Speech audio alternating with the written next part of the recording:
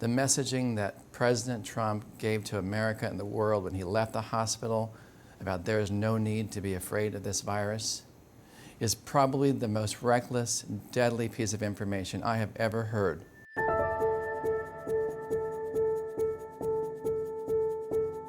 The reality is it's irresponsible and reckless for the President of the United States to drive the evaluation of something as critical as a vaccine to meet an election timeline.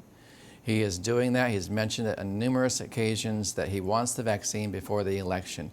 There is no rationale and a scientific judgment to move that vaccine to meet that target date. The President says he's just trying to cut through the red tape, that there's just too much bureaucracy. He's trying to push things around to save lives. That's not true.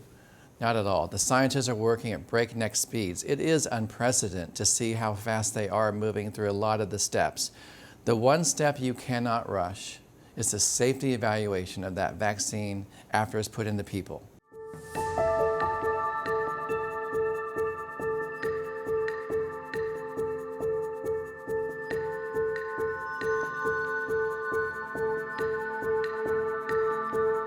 Why are we doing so much more poorly than any other comparable country? Because of failed leadership, because of a reluctance to admit there was a problem, because of a reluctance to tell America the truth, because of a reluctance to take critical actions up front. That one small travel ban, that's the only thing they hold out that they did, was not enough. And they deny the fact that if you do take a step, such as a travel ban, that is called an attempt to contain the virus outside the country. When you contain and try to hold off the spread of a virus, you must be doing something else in the background to prepare for a breach in that containment. The virus breached that containment very quickly, and we weren't doing anything else to mitigate, plan for mitigation. And that is where this administration failed most.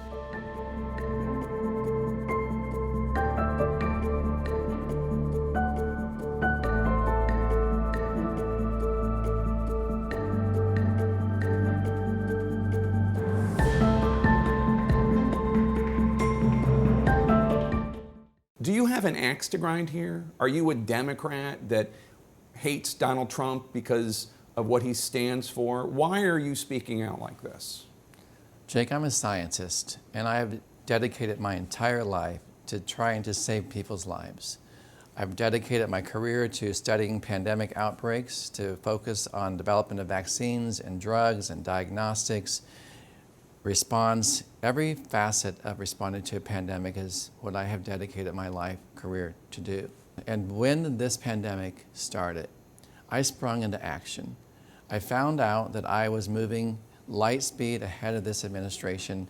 Before they were willing to admit we had a problem, I had plans in place to try to make a vaccine. I had plans in place to start drug development. I had plans in place to work on diagnostics and test.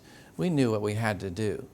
But this administration refused to admit it. So I was, I think in their eyes, a fly in the ointment because I was pushing for the inevitable.